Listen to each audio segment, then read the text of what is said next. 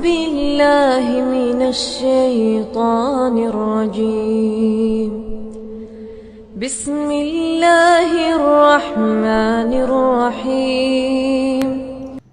اچھا، اسی میں اگر ہمیں پانی نہیں ملتا یا پانی تو مل جاتا ہے لیکن اس پانی کو استعمال کرنے کی طاقت نہیں ہے، بیمار ہے، یا پانی اس کیفیت میں ہے کہ جس کو استعمال کرنے میں آدمی کو اپنی جان کا خطرہ ہے، پھر ہم کیا کریں گے؟ پھر ہمیں تیمم کرنے کی اجازت دی گئی ہے۔ فَلَمْ تَجِدُوا مَاءً فَتَيَمَّمُوا صَعِیدًا طَیِّبًا۔ اللہ تعالیٰ فرماتا ہے کہ اگر تم کو پانی نہیں ملتا، اور اس سے پہلے فرمایا کہ او کنتم مرضی، یا تم بیمار ہو، تو اگر تم کو پانی نہیں ملتا تو کیا ہے؟ تو پاک مٹی سے تیمم کرو۔ اور تیمم کا سبھی بھائی جانتے ہیں، لیکن اس میں کچھ تفصیلات ہیں جو ہم بیان کرنا چاہیں گے۔ پہلی بات تو تیمم کب کرنا ہے؟ اس میں ایک تو پانی کا نہ ملنا۔ پانی نہ ملنے کا معنی کیا ہے؟ کہ یا تو آپ ایسی جگہ پہ ہیں جہاں پر آس پاس پانی کہیں قریب ہے ہی نہیں، آپ کو بتاتے ہیں لوگ کہ یہاں پر پانی نہیں ملے گا، یا آپ کو پہلے سے پتہ ہے کہ اس علاقے میں پانی نہیں ہوتا، اور آپ کے پاس خود بھی پانی نہیں ہے، اگر ہے بھی تو اتنا تھوڑا ہے جو صرف آپ کے پینے کے لیے ہے، جو آپ کے پینے کی ضرورت کے لیے ہے، تو پھر کیا ہے؟ یہ پانی نہ ملنے کی شکل ہے، آپ تیمم کر سکتے ہیں۔ ایسے ہی اگر پانی تو ہے، پانی سیل ہو رہا ہے مارکیٹ میں، لیکن آپ کے پاس اس کو خریدنے کے لیے کچھ قیمت نہیں ہے، اس کو خرید نہیں سکتے، یا تو بہت مہنگا ہے جس کو آپ خرید نہیں سکتے، افورڈ نہیں کر سکتے، یا آپ کے پاس کچھ بھی نہیں کہ جسے آپ پانی خریدیں، اور نہ ہی آپ کو کوئی پانی دینے کے لیے تیار ہے، تو یہ بھی پانی نہ ملنے کی شکل ہے۔ پانی ہے لیکن اس کو حاصل نہیں کر سکتے۔ کنویں کے اوپر کھڑے ہیں، اب کنویں کے اندر پانی ہے لیکن اس پانی تک پہنچنے کا آپ کے پاس کوئی ذریعہ نہیں ہے، نہ تو آپ کنویں کے اندر اتر سکتے ہیں اور نہ ہی اس پانی کو کھینچ کر اوپر لانے کا آپ کے پاس کوئی ذریعہ ہے۔ پانی تو موجود ہے لیکن اس پانی تک پہنچ نہیں سکتے۔ آپ پائپ لائن کے اوپر بیٹھے ہوئے ہیں، آپ کے پاس سے پائپ لائن گزر رہی ہے جس میں پانی ہے، تو کیا خیال پائپ توڑیں گے؟ ظاہری بات نہیں توڑیں گے۔ کہنے کا مقصد یہ ساری وہ کیفیتیں ہیں کہ جس میں پانی نہ ملنے کی شکل و صورت ہے۔ بیمار آدمی ہے، بیڈ پہ لیٹا ہوا ہے، پانی استعمال کر سکتا ہے، مشکل نہیں اس کو پانی استعمال کرنے میں، لیکن اٹھ کے پانی تک جا نہیں سکتا۔ 1 میٹر 2 میٹر کے فاصلے پر واش روم ہے لیکن وہ اٹھ نہیں سکتا، اور نہ ہی اس کے پاس کو پانی لا کے دینے والا ہے، تو یہ بھی کیا ہے؟ پانی نہ ملنے کی شکل ہے۔ یعنی یا تو پانی ہو ہی نہ سرے سے، یا پانی ہو لیکن آدمی اس تک پہنچ نہ سکتا ہو، اس کو حاصل نہ کر سکتا ہو، تو یہ ساری وہ شکلیں ہیں جو پانی نہ ملنے کی ہیں۔ ایک تو یہ حالت ہے جس میں آپ تیمم کر سکتے ہیں۔ دوسری حالت کیا ہے؟ کہ جس میں پانی تو ہے لیکن اس کو استعمال نہیں کر سکتے، بیمار ہیں، استعمال کرنے سے آپ کی بیماری بڑھ جائے گی، بہت تکلیف ہوگی، تو یہ کیا ہے؟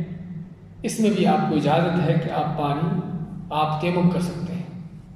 پانی تو ہے لیکن پانی کو استعمال کرنے سے تکلیف ہوتی ہے، بیماری بڑھتی ہے، اور یہ چیزیں موجود ہیں۔ آج ایسی بیماریاں ہیں، الرجی جیسی، کہ پانی کے استعمال کرنے سے بہت تکلیف ہوتی ہے، تو ایسا پانی استعمال اگر تو پورے جسم پر الرجی ہے تو پھر تو وہ پانی استعمال کر سکتا ہی نہیں، تیمم کرے گا۔ اور فرض کرو جسم کے کسی حصے پر، چہرے پر الرجی ہے، بعض لوگوں کے ہوتا ہے، چہرے پر الرجی ہے، پانی استعمال کرنے سے سخت تکلیف ہوتی ہے، تو کیا کرے گا؟ وہ کیا کرے گا؟ بتائیے ذرا۔ دیکھیے مسئلہ ہم سب کے ساتھ پیش آ سکتا ہے، آپ کو بتانے کی ضرورت پیش آ سکتی کسی کو۔ ایک آدمی کے چہرے پر الرجی ہے، چہرے کو دھو نہیں سکتا، ہاتھ دھو سکتا ہے، بازو دھو سکتا ہے، سر کا مسح کرے گا، پاؤں دھو سکتا ہے، لیکن چہرے کو نہیں دھو سکتا، تو کیا کرے گا؟ مسح کرے گا۔ ہاں جی، چہرے کا مسح کرے گا۔ مسح کرنا، پانی کو لگا نہیں سکتا، پانی لگا سکتا ہی نہیں، تو کیا کرنا ہوگا یہاں پر؟ تو دیکھیں یہ چیزیں ہیں کہ جسے ہمیں جاننے کی ضرورت ہے۔ اس کے لیے کیا ہے؟ اس کے لیے جن اعضاء کو دھو سکتا ہے وہ دھوئے گا، اور جہاں پر جس کو نہیں دھو سکتا وضو کرنے کے بعد اس کی طرف سے، اس جگہ کی طرف سے تیمم کرے گا۔ جو چیز اس نے چھوڑی ہے، فرض کرو چہرہ نہیں دھو سکا، بازو پر الرجی ہے نہیں دھو سکا، اس جگہ کی طرف سے تیمم کرے گا۔ تیمم کیسے کرے گا؟ جس طرح تیمم کا طریقہ ابھی آپ کو ہم بتائیں گے۔ تیمم کا ایک ہی طریقہ ہے، کوئی دوسرا نہیں ہے۔ سبھی، چاہے غسل کے تیمم ہو، چاہے وضو کے تیمم ہو، چاہے کسی ایک جگہ کو چھوڑنے کی وجہ سے اس کی طرف سے تیمم ہو، تیمم کا طریقہ کوئی ایک ہی ہے، کوئی دوسرا نہیں ہے۔ تو اس کی جگہ، اس جگہ کی طرف سے تیمم کرے گا۔ تو یہ ہے تیمم کرنے کی دو شکلیں، ایک تو پانی کا نہ ملنا، یا پانی تو ہے لیکن اس کو آدمی استعمال نہیں کر سکتا بیماری کی وجہ سے، یا بہت ٹھنڈا پانی ہے، شدید سردی کا موسم ہے اور آدمی کمزور ہے، اس کو غسل کرنے کی فرض کو ضرورت ہے، اور سمجھتا ہے کہ اتنا ٹھنڈے پانی، اتنی سردی کے اندر میں غسل کروں گا تو مر جاؤں گا، جان کا خطرہ ہے، پھر کیا کرے گا؟ اس کو بھی اجازت ہے کہ وہ تیمم کر سکتا ہے۔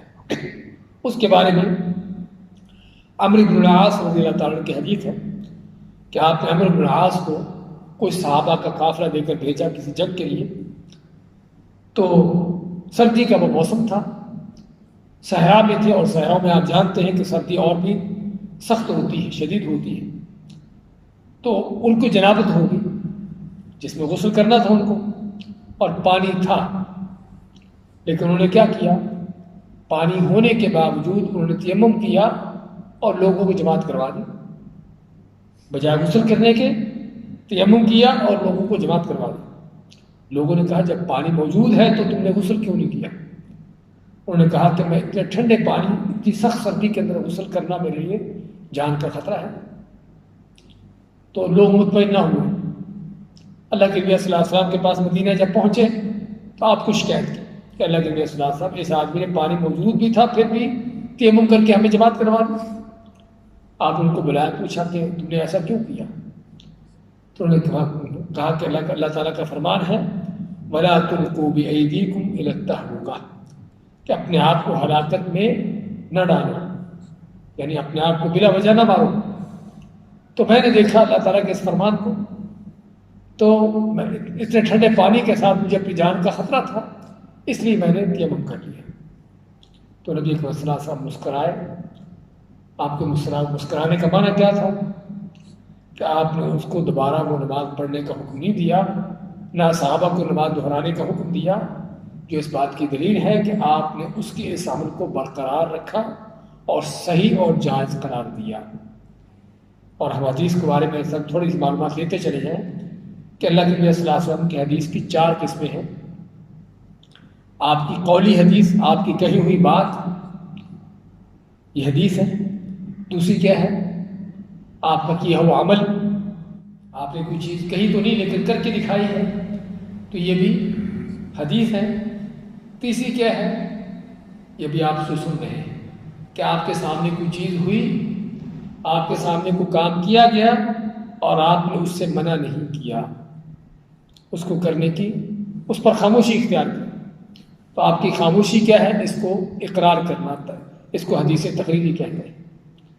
اور چوتھی کہ جو نبی صلی اللہ علیہ وسلم کی آپ کی خلقی یا خلقی صفات تھی، آپ کے اخلاق سے متعلقہ ہے، آپ کی یعنی کہ جو جسمانی جو صفات تھیں اس کے متعلق، تو اللہ کل حال یہ حدیث کی قسمیں ہیں۔ اس میں تیسری قسم کیا ہے کہ کسی چیز پر آپ صلی اللہ علیہ وسلم کا اس کو برقرار رکھنا، اس پر خاموشی اختیار کر جانا، اس سے نہ روکنا، یہ بھی حدیث ہی کی ایک قسم ہے، جس طرح کہ آپ کا فرمان ہے اسی طرح سے یہ ہے۔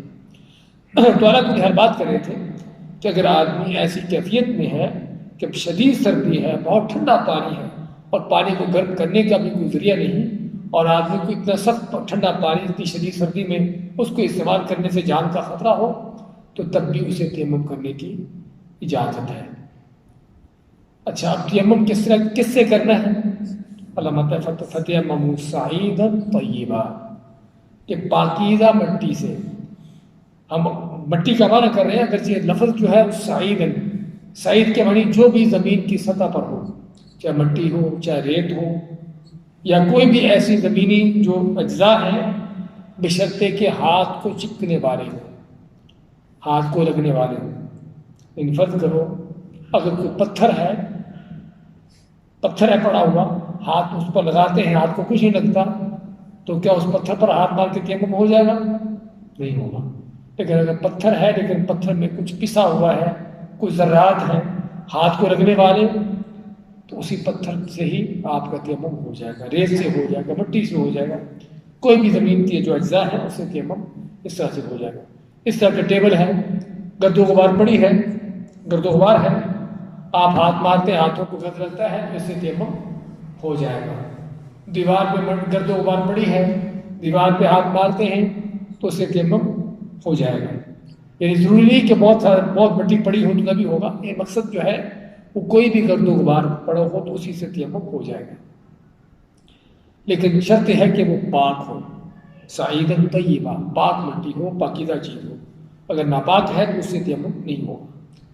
تیمم کرنا کیسے ہے؟ اللہ تعالیٰ فَامْسَحُوا بِوُجُوهِكُمْ وَأَيْدِيَكُمْ مِنْهُ، اس سے کیا کرے؟ اپنے چہروں کو اور اپنے ہاتھوں کا مسح کرو، اپنے چہروں اور اپنے ہاتھوں کا مسح کرو۔ اب بھائیوں آپ سے پوچھنا یہ ہے کہ ہاتھ کیا ہوتا ہے؟ جب آپ کو کہا جائے کہ اپنا ہاتھ دکھاؤ تو کیا دکھاؤ گے؟ ہاں جی، کہاں تک ہوتا ہے ہاتھ؟ میں سب بھائیوں کو پوچھنا چاہتا ہوں تاکہ ہمیں یہ مسئلہ ذرا کلیئر ہو جائے کہ ہاتھ اگر کہا جائے کہ ہاتھ دکھاؤ تو ہاتھ کہاں تک ہوگا؟ ہاں جی، کرائی تک۔ یہ کرائی ہے، یہ ہاتھ، یہ ہتھیلی کو ہاتھ کہتے ہیں عربی میں، سمجھے نا؟ ویسے اگر اس سے زیادہ بھی ہے عربی میں زبان میں یہ پورا کندھے تک کے لفظ کو ہاتھ کا نام دیا جاتا ہے، لیکن اگر اس سے زیادہ ہے تو اس کا اپنے بتایا جاتا ہے۔ اللہ نے جب وضو کا ذکر کیا کیا فرمایا؟ فَاغْسِلُوا وُجُوهَكُمْ وَأَيْدِيَكُمْ إِلَى الْمَرَافِقِ، اپنے ہاتھوں کو دھو کہاں تک؟ مرافق یعنی کوہنیوں تک، کوہنیوں کا ساتھ ذکر کیا۔ اللہ نے چور کا ہاتھ کاٹنے کا حکم دیا، وَالسَّارِقُ وَالسَّارِقَةُ فَاقْطَعُوا أَيْدِيَهُمَا، کہ چور مرد ہو یا عورت ہو ان کے ہاتھ کاٹ دو۔ کہاں سے کاٹیں گے؟ بتائیے بھائی کہ چور کا ہاتھ کہاں سے کاٹیں گے؟ ہاں جی، ادھر سے یا ادھر سے؟ ذرا سوچ لیں پہلے، کیونکہ ابھی ہم نے اس مسئلے کا حل کرنا ہے۔ تو قرآن کریم میں اللہ تعالیٰ کیا فرماتے ہیں؟ فَامْسَحُوا بِوُجُوهِكُمْ وَأَيْدِيكُمْ مِنْهُ، کہ اس مٹی سے اپنے چہروں کا مسح کرو اور اپنے ہاتھوں کا مسح کرو۔ اور صحیح بخاری کی حدیث ہے، عمار بن یاسر رضی اللہ تعالیٰ عنہ، آپ نے ان کو کسی کام کے لیے بھیجا کہیں باہر، تو وہ جاتے ہیں تو رستے میں سفر میں ان کو احتلام ہو جاتا ہے، ان کو غسل کی ضرورت پڑ جاتی ہے۔ اب انہوں نے یہ تو سن رکھا تھا کہ پانی نہ ملے تو تیمم کر لیتے ہیں، لیکن اب غسل کی جگہ پر تیمم کرنا ہے تو کیسے کرنا ہے یہ نہیں پتا تھا ان کو۔ فرماتے ہیں کہ میں نے کیا کیا؟ کہتے کہ میں نے پورا جسم مٹی سے لت پت کیا، حتیٰ کہ حدیث کے الفاظ ہیں کہ جس طرح گدھے کو دیکھا کبھی آپ نے مٹی میں اس کو پلٹیاں کھاتے ہوئے، کہتے کہ میں نے اپنے آپ کو اس انداز سے مٹی میں لت پت کیا، پلٹیاں کھائی مٹی کے اندر، تاکہ پورا جسم مٹی لگ جائے اس کو۔ اچھا کیا ہوا کہ اس کے بعد اللہ کے نبی صلی اللہ علیہ وسلم کے پاس آئے، جب مدینہ واپس لوٹے تو آپ کو بتایا کہ اللہ کے نبی صلی اللہ علیہ وسلم میرے ساتھ ایسا ہوا، تو میں نے پھر اس طرح سے کیا۔ آپ مسکرائے اور فرمایا کہ تمہیں ایسا کرنے کی ضرورت نہیں تھی، کان یکفیک ان تقول بیدیک ھکذا، کہ تیرے لیے اتنا ہی کافی تھا کہ تو اپنے ہاتھوں سے اس طرح سے کر لیتا، اور آپ نے اپنے دونوں ہاتھ مٹی پر مارے، اور بعض روایتوں میں ہے کہ دونوں ہاتھوں کی دوسرے پر پھیرا، اور بعض روایتوں میں ہے کہ چہرے پر پھیرا اور پھر دونوں ہاتھوں کے ایک دوسرے پر پھیرا، صرف ہاتھوں ہتھیلیوں پر ایک ہی بار مٹی پر مار کر چہرے پر اور دونوں ہتھیلیوں کو ایک دوسرے پر۔ تو آپ فرمایا کہ تمہارے لیے اتنا ہی کافی تھا۔ ہاں بعض روایتوں میں یہ بھی آتا ہے کہ آپ نے ہاتھوں میں پھونک ماری، مٹی زیادہ ہو تو اس کو کم کرنے کے لیے پھونک مار سکتے ہیں۔ تو یہ ہے جو صحیح بخاری میں ہے، نبی اکرم صلی اللہ علیہ وسلم کا سکھایا ہوا طریقہ تیمم کرنے کے لیے، اور یہی وہ طریقہ ہے جو قرآن کے لفظ کے مطابق ہے۔ قرآن میں کیا ہے؟ اللہ ماتا ہے کہ اس مٹی سے اپنے چہروں اور ہاتھوں کا مسح کرو، اپنے چہروں اور ہاتھوں کا مسح کرو۔ اچھا، آپ دیکھیں گے، آپ کہیں گے کہ ہمارے ہاں تو دوسرا طریقہ ہے۔ کیا طریقہ آپ کے ہاں؟ آپ بھائیوں نے کبھی تیمم کیا؟ کیسے کرتے ہیں؟ ایسے ہی کرتے ہیں جو بتایا؟ ایسے ہی ہے۔ ہاں، اور کوئی طریقہ نہیں؟ مٹی کے اوپر ہاتھ لگاؤ، پہلے سب جو معلوم ہے، مٹی کے اوپر ہاتھ لگاؤ، اگر مٹی زیادہ لگ گئی تو ایک مرتبہ سے جاؤ، پھر ہاتھوں کو بیک سائڈ جو اس کو لگا لو، پھر دوبارہ ٹچ کرو مٹی کے اوپر، پھر زیادہ لگا تو جھاڑ لو، پھر منہ کے اوپر کرو۔ اچھا، اور بھی کوئی طریقہ ہے بھائیوں کا؟ طبرانی کی حدیث ہے جسے عبداللہ بن عمر نے روایت کیا ہے کہ التیمم ضربتان، کہ تیمم کرنے کے لیے 2 دفعہ مٹی پر ہاتھ مارنا ہے، ایک دفعہ مار کر جو ہے ہتھیلیوں کو ایک دوسرے پر پھیرنا اور دوسری طرف مار کر چہرے پر پھیرنا، لیکن یہ حدیث سند کے اعتبار سے ضعیف ہے، یہ حدیث صحیح نہیں ہے، سمجھے نا؟ یہ حدیث آپ صلی اللہ علیہ وسلم سے ثابت نہیں ہے، اور ہم پہلے بھی اس بات کا ذکر کرتے چلے آئے ہیں کہ دفعہ کہ بھائیو دیکھیے، ہم یہاں پر جو بیٹھتے ہیں انہی چیزوں کے بارے میں بیٹھتے ہیں تاکہ ہم دیکھیں کہ بعض وہ چیزیں ممکن ہے کہ جو ہم ان کے حدیث کے خلاف کر رہے ہوں یا کسی ایسی حدیث پر عمل کر رہے ہوں کہ حدیث صحیح نہ ہو، تو تاکہ ہم اس کی اصلاح کر لیں۔ تو آپ کو ابھی تھوڑی دیر پہلے ہمارے ریاست کی جو حدیث بتائی ہے وہ صحیح بخاری کی حدیث ہے، کہ جس صحیح بخاری کے بارے میں پوری امت کا اتفاق ہے، پوری امت کے علماء کا اتفاق ہے کہ قرآن کریم کے بعد اگر اس زمین پر کوئی صحیح ترین کتاب ہے تو کون سی ہے؟ وہ صحیح بخاری ہے، سمجھا؟ اس حدیث میں اللہ کے نبی صلی اللہ علیہ وسلم نے کیا طریقہ بتایا؟ ایک ہی بار مٹی پر ہاتھ مار کے ان کو ہتھیلیوں کو ایک دوسرے پر پھیرنا اور چہرے پر پھیرنا، دوبارہ اس میں مارنے کا ذکر نہیں ہے، اور صرف ہتھیلیوں کو ایک دوسرے پر پھیرنا۔ جو طبرانی کی حدیث آپ کو بتا رہے تھے اس میں کیا ہے کہ مٹی پر ہاتھ 2 دفعہ مارنے ہیں، ایک دفعہ چہرے پر اور دوسری طرف پورے بازو پر ایسے۔ تو یہ حدیث جو ہے سند کے اعتبار سے ضعیف ہے، اللہ کے نبی صلی اللہ علیہ وسلم سے ثابت نہیں ہے، اور ایک مسلمان کا فرض بنتا ہے اللہ کے دین کے بارے میں تحقیق کرے، معلوم کرے کہ کیا صحیح ہے کیا صحیح نہیں ہے، کیونکہ بھائیوں کل قیامت کے دن ہم ان باتوں کے جواب دیں۔ فرض کرو ہمیں کس چیز کا پتہ نہیں چلا تو اور بات ہے، لیکن پتہ چل گیا کہ یہ حدیث اللہ کے نبی سے ثابت نہیں ہے، اور آپ سے ثابت نہ ہونے کا معنی کہ یہ نبی کریم صلی اللہ علیہ وسلم کا عمل نہیں ہے، اور پھر بھی ہم اس پر عمل کرتے رہے، اس پر چلتے رہے کیونکہ ہمارے ہاں ایسا ہوتا ہے، ہمارے لوگ ایسا کرتے ہیں، تو اللہ کو کل پھر کیا جواب دیں گے؟ کیا یہ کہیں گے کہ ہمارے مولوی صاحب نے ایسے کہا تھا؟ کیا یہ کہیں گے کہ ہمارے علاقے میں لوگ ایسے کرتے تھے؟ اللہ نے کیا پوچھنا ہے؟ ماذا اجبتم المرسلین، کہ تمہارے پاس میرے نبی رسول آئے تھے، بتاؤ کہ تم نے ان کو کیا جواب دیا۔ اسی بھائیوں مختصر سی بات کہنا چاہتا ہوں، بات انشاءاللہ ختم کر رہے ہیں، تو ہمیں ضرورت ہے اس طرح کے مسائل میں اگرچہ اختلافات ہیں، اور میں نے اس لیے آپ سے پہلے پوچھا تھا کہ ہاتھ کیا ہوتا ہے۔ اللہ نے قرآن کریم میں جو فرمایا کہ فامسحوا بوجوہکم وایدیکم، کہ اپنے چہروں اور ہاتھوں کا مسح کرو، تو ہاتھ کیا ہوتا ہے کہ یہ پورا ہاتھ ہے، یا جب صرف اکیلے ہاتھ کا ذکر آتا ہے تو ہاتھ سے مراد ہتھیلی ہے، یہ ہے، تو یہ ہے ہاتھ کہ جس کا مسح کرنا ہے۔ اور صحیح بخاری کی حدیث سے یہ بھی پتہ چلا کہ ایک ہی بار ہاتھ مارنا کافی ہے، دوبارہ مارنے کی ضرورت نہیں ہے۔ یہ ہے جو اللہ کے نبی صلی اللہ علیہ وسلم سے ثابت طریقہ ہے، آپ کا سنت طریقہ ہے۔ جو پانی نہ ملنے کی وجہ سے یا پانی جو مل جائے لیکن اس کو استعمال نہ کرنے کی وجہ سے آدمی تیمم کر سکتا ہے، اور اللہ کی طرف سے یہ آسانی ہے، رخصت ہے، اجازت ہے، جس کو ہمیں لینا چاہیے، سمجھنا چاہیے۔ اچھا، آخری بات کہ تیمم کن چیزوں سے ٹوٹتا ہے، یہ تیمم کیسے ختم ہوتا ہے؟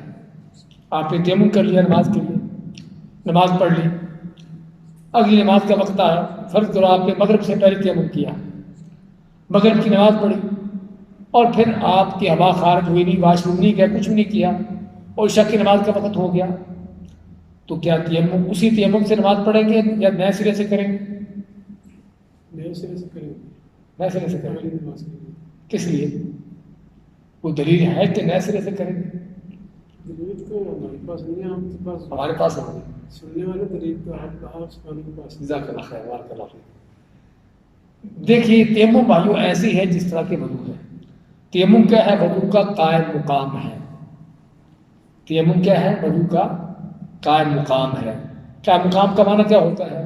کہ آپ ایک جگہ پر ڈیوٹی دے رہے ہو، آپ کو کوئی مشکل پیش آتی، بیمار ہو جاتے، کچھ ہو جاتا ہے، آپ کیا کرتے ہو؟ دوسرے آدمی کو اپنی جگہ پر ڈیوٹی کے لیے کھڑا کر دیتے ہو۔ یہ دوسرا آدمی کیا ہے؟ آپ کا قائم مقام ہے، سمجھے نا؟ یہ دوسرا آدمی آپ کا قائم مقام ہے۔ وہ کیا کرے گا؟ وہ وہی کچھ کرے گا جو آپ کر رہے تھے، جو آپ کی ڈیوٹی تھی اس کی وہی ڈیوٹی ہوگی۔ تو ایسے ہی تیمم کیا ہے؟ وضو کا قائم مقام ہے۔ جو آپ وضو کے لیے کرتے تھے وہی آپ کے لیے تیمم کیا ہوگا۔ وضو کیا، آپ کو وضو نہیں ٹوٹا، ایک نماز پڑھ لی، دوسری نماز کا وقت آیا، وضو باقی ہے، آپ دوسری پڑھی، تیسری نماز تک نہیں وضو ٹوٹا، تیسری پڑھ لو۔ ایسے ہی تیمم کا بھی ہے۔ جن چیزوں سے وضو ٹوٹتا ہے انہیں سے تیمم بھی ٹوٹ جاتا ہے۔ واش روم جاتے ہیں، پیشاب پخانہ کرتے ہیں، کوئی اس طرح کی چیز ہوتی ہے، تیمم بھی ختم ہو جائے گا۔ اور اس سے ایک چیز زیادہ ہے، وہ کیا ہے؟ پانی مل جانے سے۔ جزاک اللہ خیر۔ کہ وضو جن چیز ٹوٹتے ان سے تیمم بھی ٹوٹ جائے گا، ختم ہو جائے گا۔ اور زیادہ کیا چیز ہے؟ کہ پانی مل جانے سے، یا پانی استعمال کرنے کے قادر ہو جانے پر۔ یا تو پانی نہیں تھا، مل گیا، یا پانی بہت ٹھنڈا تھا، استعمال کرنے سے جان کو خطرہ تھا، اب پانی کو گرم کرنے کا کوئی ذریعہ مل گیا، پھر کیا ہوا؟ اس کو گرم کر کے استعمال کرنا ہوگا، سمجھے نا؟ تو اس کا معنی ہے کہ اب آپ کو اس تیمم کی، آپ کو کیا ہوا تیمم ختم ہو جائے گا۔ فرض کرو آپ نے تیمم کیا، اب نماز سے پہلے ابھی نماز پڑھنا تھی، پانی آ گیا، اب آپ کو وضو کرنا ہوگا، سمجھے نا؟ اسی طرح اگر آپ نے غسل کی جگہ پر تیمم کیا ہے، اور یہ تیمم کا جو آپ کو طریقہ بتایا ہے، چاہے وضو کے لیے ہو، غسل کے لیے ہو، کچھ بھی ہو، تیمم کا طریقہ یہی رہے گا، یہ تبدیلی ہوتی۔ آپ نے تیمم کی کر کے غسل کی ضرورت تھی لیکن پانی نہیں ملا، یا پانی کو استعمال نہیں کر سکتے تھے، تیمم کر کے آپ نے نماز پڑھ لی، اس کے بعد پانی مل گیا، تو کیا آپ کا وہ غسل کی ضرورت نہیں رہی؟ نہیں، آپ کو غسل کرنا ہوگا، آپ کو غسل کرنا ہوگا، غسل باقی ہے، صرف آپ کو وقتی طور پر تیمم کرنے کے ساتھ آپ کو نماز پڑھنے کی ان چیزوں کی اجازت ملی تھی۔ تو یہ تھے وضو کے، غسل کے اور تیمم کے حوالے سے چند مسائل کہ جن کو ہمیں سبھی کو خود بھی جاننا چاہیے، لوگوں کو بتانا چاہیے، تاکہ ان مسائل کے اوپر ہماری عبادت کا دار و مدار ہے، ہماری نمازوں کا دار و مدار ہے۔ یہ صحیح ہوں گے تو ہماری نمازیں بھی، ہماری عبادتیں بھی قبول ہوں گی۔ اگر ان میں خرابی ہے، ان میں خلل ہے، تو پھر عبادتوں کے بھی رد ہو جانے کا، ان کے بھی خراب ہو جانے کا خطرہ ہے۔ اللہ ہمیں اپنے دین کی سمجھ عطا فرمائے اور دین کو سمجھ سیکھ کر اس پر عمل پیرا ہونے کی توفیق دے۔ بارک اللہ فیکم و جزاکم اللہ خیر۔ حضرت ایک سوال نکلا ہے کہ میں ہوں اور میں مریض ہوں، بیڈ پہ پڑا ہوں، لیفٹ رائٹ نہیں جا سکتا، وضو نہیں کر سکتا لیفٹ رائٹ جا کر، تو اس کنڈیشن میں میں کیا کروں؟ جس طرح ہم نے ذکر کیا ہے، اصل تو یہ ہے کہ مریض جو ہے اس کو اگر یعنی کہ اپنے پاس مٹی رکھ لینی چاہیے۔ مریض اگر اس حالت میں ہے اٹھ نہیں سکتا تو اس کو چاہیے کہ اپنے پاس مٹی رکھ لے۔ اگر فرض کرو کہ اس کے پاس پانی لانے والا نہیں ہے، اس کو اٹھا کر کوئی پانی تک لے جانے والا نہیں ملا، وہ تو ٹھیک ہے، تو آپ پھر تیمم کر لیں مٹی سے، آپ پھر مٹی سے تاکہ تیمم کر سکیں۔ لیکن آپ نے بہت اچھا سوال کیا ہے، اس پر ایک اور بھی چیز آتی ہے کہ فرض کریں آدمی بیمار بیڈ پر پڑا ہے، نہ تو وہ خود پانی تک جا سکتا ہے، نہ اس تک کوئی پانی لا کے دینے والا ہے، اور نہ ہی اس کے آس پاس مٹی ہے، پھر کیا کرے گا؟ ہاسپٹلوں کے اندر تو گرد و غبار بھی نہیں ہوتا، صاف ستھری جگہ ہوتی ہے، گرد و غبار بھی نہیں ہوتا۔ بعض جگہوں پر تو چلو مٹی گرد و غبار پڑا ہوتا ہے، چلو آدمی وہاں پر ہاتھ مار کے کر لے، لیکن ایسی جگہوں پر گرد و غبار بھی نہیں آپ کو ملے گا، نہ تو پانی تک جا سکتا ہے، نہ کوئی پانی لا کے دینے والا ہے، اور نہ کوئی مٹی گرد و غبار ہے، اور نماز کا وقت نکل رہا ہے، تو کیا کرے گا؟ آپ بھائیوں سے سوال ہے، بھائی بتائیے کیا کرنا چاہیے؟ پھر وہ ایک صاف لکڑ کے اوپر ہاتھ لگا کے مسا کرے گا، کس کا؟ صاف لکڑ کے اوپر اللہ فرماتا ہے فتیمموا صعیدا، مٹی سے، لکڑی سے نہیں۔ ہاں جی، نہ پانی ہے نہ مٹی ہے، کچھ بھی نہیں، پھر کیا کرے گا؟ جو بیڈ ہے وہ اس بیڈ پہ بیڈ پر، بیڈ پر تو مٹی نہیں ہے، یعنی فرض کرو میرے سامنے ٹیبل پڑا ہے، ٹیبل صاف ستھرا ہے، مٹی نہیں ہے، دیوار کے ساتھ مٹی نہیں، کچھ بھی نہیں ہے، سمجھے نا؟ ہاں اپنے اوپر اپنے اوپر کہ وہ مٹی سے نکل کے آیا ہے، آپ کا ایک مٹی سے بنا ہوا ہے۔ خیر بھائی دیکھیے اللہ تعالیٰ کا فرمان ہے فاتقوا اللہ ما استطعتم، اللہ سے ڈرو جتنی تمہاری طاقت ہے۔ اب طاقت کیا ہے؟ پانی سے وضو کرنا تھا، نہیں ملا، پانی تک نہیں پہنچ سکا، مٹی سے تیمم کرنے کا حکم دیا گیا تھا، مٹی بھی نہیں ملی، اب کیا ہے کہ وہ جس حالت میں ہے ویسے ہی نماز پڑھے گا۔ بارک اللہ فیکم، یہ چیزیں ہمیں جاننے کی ضرورت ہے، کسی کے ساتھ بھی پیش آ سکتی ہے، میرے ساتھ، آپ کے ساتھ، آپ کے کسی دوست عزیز کے ساتھ پیش آتی ہے، پڑا ہوا بیڈ پر، پوچھتے آپ سے میں کیا کروں، نہ تو پانی تک جا سکتا ہوں، نہ میرے پاس کوئی پانی لانے کے دینے والا ہے، نہ میرے پاس مٹی ہوتی ہے، میں کیا کروں؟ ہم کہیں گے کہ پہلی بات تو یہ کہ تو انتظار کر، اگر تو تیرے پاس کسی آنے کا امکان ہے کہ تیرے پاس کو آ رہا ہے وزٹ کرنے کے لیے کوئی تیرے ساتھ، تو اس کو کہے پانی لا دے، مٹی لا دے، تیمم کر۔ اگر کوئی نہیں آتا، نماز کا وقت نکلنے والا ہے، تھوڑا وقت باقی رہ گیا ہے، تو جیسی حالت میں تو ہو ویسے ہی نماز پڑھ لو، جیسے ہو ویسے ہی نماز پڑھو، اور اللہ تعالیٰ ہمیں حفاظت میں رکھے، ہر طرح کی عافیت میں سے نوازے۔ کسی انسان کو کوئی بھی اس طرح کی چیزیں پیش آ سکتی ہیں، بعض اوقات انسان اس حالت میں بندہ ہوتا ہے، جکڑا ہوتا ہے، تو اپنی جگہ سے ہل نہیں سکتا، دشمن کی قید میں نعوذ باللہ، اس طرح کی چیزیں ہیں، تو اب کیا کرے گا؟ نہ وضو کے لیے ادھر ادھر جا سکتا ہے، نہ مٹی اس کے پاس آس پاس جا سکتا ہے کہ مٹی پر ہاتھ مارے، اور جکڑا ہوا ایسے ہے کہ جس طرح ہے ویسے ہی ویسے، قبلہ کی رخ بھی نہیں کر سکتا، نہ وہ رکوع کر سکتا، نہ سجدہ کر سکتا ہے، تو جس حالت میں ہے ویسے ہی نماز پڑھے گا۔ انشاءاللہ ہم اگلے درس میں نماز کے مسائل بیان کریں گے، اس میں انشاءاللہ بیان کریں گے کہ بیمار آدمی اس طرح کی مجبوری کے حالت میں آدمی نماز کیسے پڑھے گا۔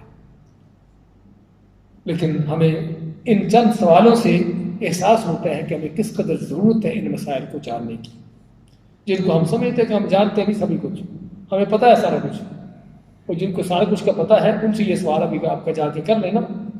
یہ آدمی بیڈ پر پڑا ہوا ہے، نہ اس کے پاس مٹی ہے نہ پانی ہے، کچھ بھی نہیں کر سکتا، بتاؤ کیا کرے گا؟ تو کیا کہ نماز نہ پڑھے، بعد میں جمع کرے، ایسا فتویٰ آپ کو دے دے گا، حالانکہ جن کے سخت ناجائز اور حرام ہے کہ آدمی نماز کو اس کے وقت سے نکالے۔ نماز پڑھ سکتے ہیں، پڑھنا ہوگی چاہے جیسی بھی حالت کیوں نہ ہو۔ بارک اللہ فیکم، جزاک اللہ خیر۔